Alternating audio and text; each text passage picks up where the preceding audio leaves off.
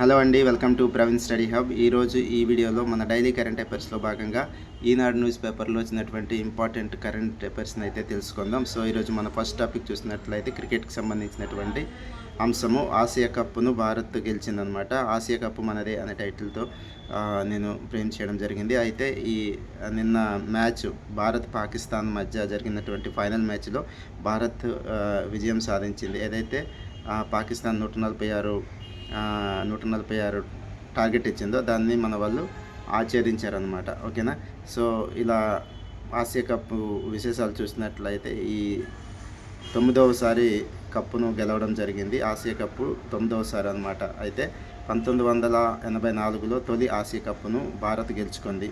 అయితే ఆసియా కప్పులో భారత్ ఇప్పటివరకు గెలిచినటువంటి 9 కప్పులు చూసినట్లయితే 1984, 1988, 1990, 1995, 2010, 2016, 2018, 2023, 2025 ఇలా మనకు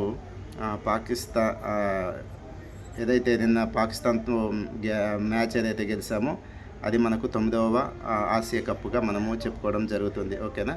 సో ఇది క్రికెట్కి సంబంధించినటువంటి అంశము.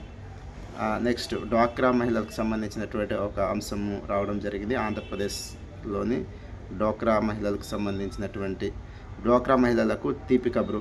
వారి పిల్లల చదువుకు, అదేవిధంగా ఆడబిడ్డ వివాహాలకు పావలా వడ్డీకి అంటే 4% పావలా వడ్డీకే లక్ష రుణాలు ఇవ్వబోతున్నారంట. అందులో భాగంగా 2 కొత్త పథకాలను త్వరలో ప్రవేశపెట్టబోతున్నారు. అవేంటంటే ఎన్టీఆర్ విద్యాలక్ష్మి, ఎన్టీఆర్ కళ్యాణ లక్ష్మి.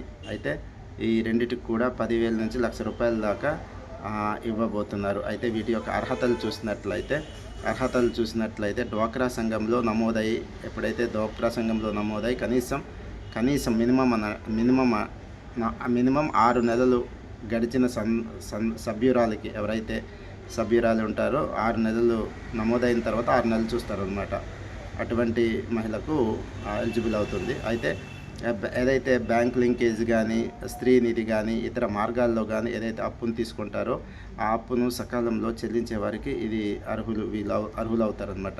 అయితే దీన్ని బయోమెట్రిక్ ఆధారంగా అమలు చేస్తారు. ఓకేనా. నెక్స్ట్ ఒకేసారి 12 బ్యాంకుల కార్యాలయాలకు శంకుస్థాపన. ఓకేనా. ఒకేసారి 12 బ్యాంకుల కార్యాలయాలకు శంకుస్థాపన చేయబోతున్నారు. అమరావతిలో నిర్వహించడానికి రాష్ట్ర ప్రభుత్వం కసరత్తు చేస్తుంది. అయితే దీన్ని కేంద్ర ఆర్థిక మంత్రి చేతుల మీదుగా భూమి పూజ చేయబోతున్నారు. అయితే కేంద్ర ఆర్థిక మంత్రి నిర్మలా సీతారామన్ గారు దీనికి భూమి పూజ చేయబోతున్నారు, గుర్తుపెట్టుకోండి. నెక్స్ట్ తపాలా శాఖకు సంబంధించినటువంటి అంశము. స్పీడ్ పోస్ట్లో రిజిస్టర్ పోస్ట్ విలీనం చేస్తున్నారంట. స్పీడ్ పోస్ట్ ఏదైతే ఉందో దీన్ని రిజిస్టర్ పోస్ట్లో విలీనం చేస్తున్నారు. ఏదైతే రిజిస్టర్ పోస్ట్ ఉందో బ్రిటిష్ కాలం నుండి అమల్లో ఉన్నటువంటి రిజిస్టర్ పోస్టును తపాలా శాఖ స్పీడ్ పోస్ట్లో విలీనం చేస్తుంది. ఓకేనా. దేశవ్యాప్తంగా ఏకీకృత టారిఫ్ను రూపొందిస్తుంది అనమాట. అయితే అందులో భాగంగానే ఓటీపీ ఆధారిత డెలివరీ అనే కొత్త సర్వీస్ను ఓటీపీతోనే డెలివరీ చేసే విధంగా ఒక కొత్త సర్వీస్ను తీసుకురాబోతున్నారు. అయితే అది అక్టోబర్ 1 నుంచి అమల్లోకి రాబోతుందని కూడా చెప్తున్నారు. ఇది స్పీడ్ తపాలా శాఖకు సంబంధించినటువంటి అంశము. బ్రిటిష్ కాలం నుండి ఏదైతే ఉందో రిజిస్టర్ పోస్టును స్పీడ్ పోస్ట్లో విలీనం చేస్తున్నామని చెప్పడం జరుగుతుంది. ఓకేనండి. నెక్స్ట్ అంతర్జాతీయ అంశంగా భారత్తో ఆర్థిక భాగస్వామ్యానికి ఎలాంటి ముప్పు లేదు అని చెప్పి ఎవరైతే రష్యా విదేశాంగ మంత్రి ఉన్నారో అతను లవ్రోవ్ గారు ప్రకటించడం జరిగింది. అయితే భారత్తో మేము ఆర్థిక భాగస్వామ్యంగా ఉండడానికి ఎటువంటి ఇబ్బంది లేదు, ఎటువంటి ముప్పు లేదని చెప్పి అతను స్టేట్మెంట్ ఇవ్వడం జరిగింది. ఓకేనండి. నెక్స్ట్ ఒక సాహితీ పీఠం యొక్క పురస్కారాల గురించి చూద్దాం. నవంబర్ 2న జానామది సాహితీ పీఠం పురస్కారాల ప్రధానోత్సవం జరుగుతాయంట. ప్రముఖ సాహిత్యవేత్త అదేవిధంగా సిపి బ్రౌన్ గ్రంథాలయాల రూపశిల్పి అన్నమాట. దివంగత అయినటువంటి ఇతని జయంతి సందర్భంగా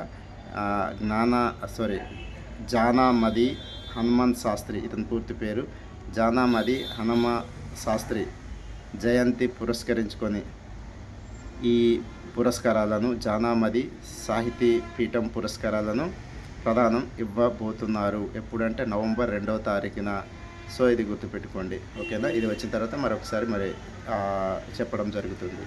సో ఇవ్వండి ఈరోజు సెప్టెంబర్ 29వ తారీఖున వచ్చినటువంటి ఇంపార్టెంట్ కరెంట్ అఫైర్స్, మన పోటీ పరీక్షల కోసం ఉపయోగపడే వాటిని మాత్రమే నేను మీకు చెప్పడం జరుగుతుంది. సో అభ్యర్థులు గమనించాలి, ఓకేనండి.